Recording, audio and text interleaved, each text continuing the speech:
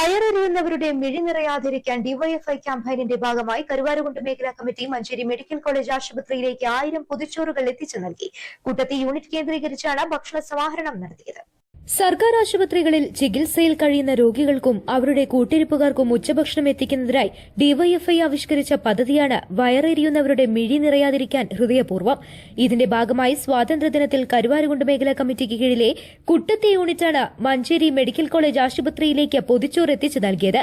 മേഖലാ secretary P K. Anand, president Farhan Kuttathi, K. Shihab, K. Ilyas, M K. Jishnu, A K. Athira, P. Safwan, K P. Fahad, K. Adil, Rishan Roshan എന്നിവർ നേതൃത്വം നൽകി.